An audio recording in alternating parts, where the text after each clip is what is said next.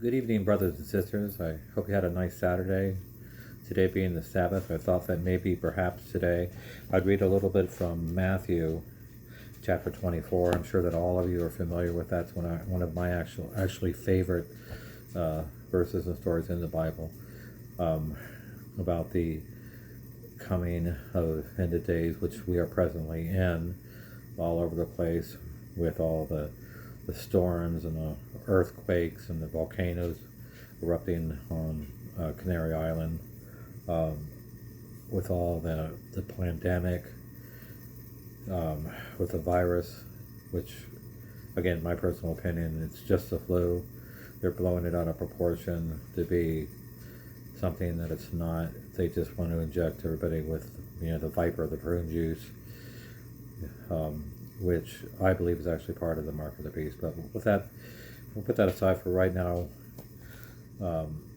and we'll praise Jesus, praise God, our loving Father in heaven, who gave His only begotten Son, so that we may not perish but have everlasting life. So, with that being said, Matthew chapter 24. And Jesus went out and departed from the temple, and His disciples came to Him for to show Him the buildings of the temple. And Jesus said unto them, See ye not all these things? Verily I say unto you, there shall not be left here one stone upon another that shall not be thrown down. And as He sat upon the Mount of Olives, the disciples came unto Him, privately saying, Tell us, when shall these things be? And what shall be the sign of thy coming, and of the end of the world? And Jesus answered and said unto them, Take heed that no man deceive you. For many shall come in my name, saying, I am Christ, and shall deceive many. And ye shall hear of wars and rumors of war. See that ye be not troubled. For all these things must come to pass, but the end is not yet.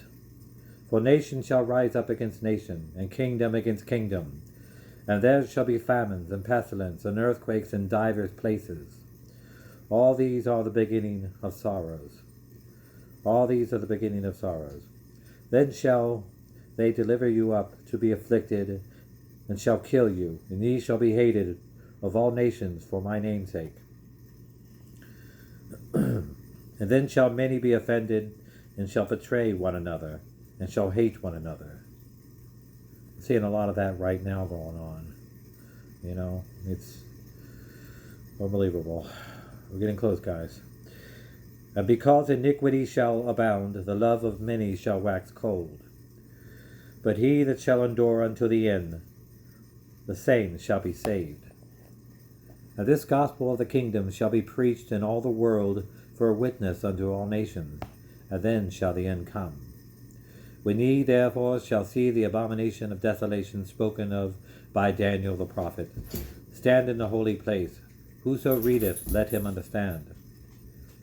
Then let them which be in Judea flee unto the mountains. Let him which is on the housetop not come down to take anything out of his house. Neither let him which is in the field return back to take his clothes.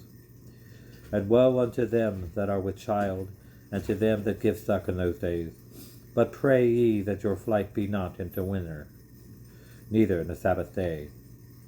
For then shall be great tribulation, such as was not since the beginning of the world to this time, no, nor ever shall be. And except those days should be shortened, there should no flesh be saved. But for the elect's sake those days shall be shortened.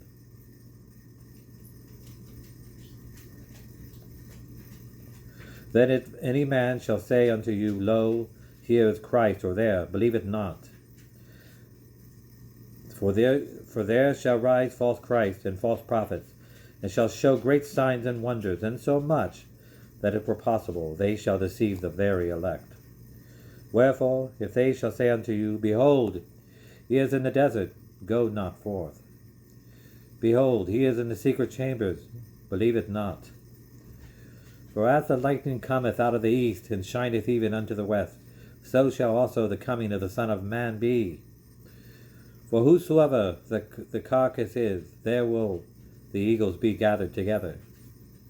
For immediately after the tribulation of those days shall the sun be darkened, and the moon shall not give her light, and the stars shall fall from heaven, and the powers of the heavens shall be shaken. And then shall appear the sign of the Son of Man in heaven. And then shall all the tribes of the earth mourn, and they shall see the Son of Man coming in the clouds of heaven with power and great glory.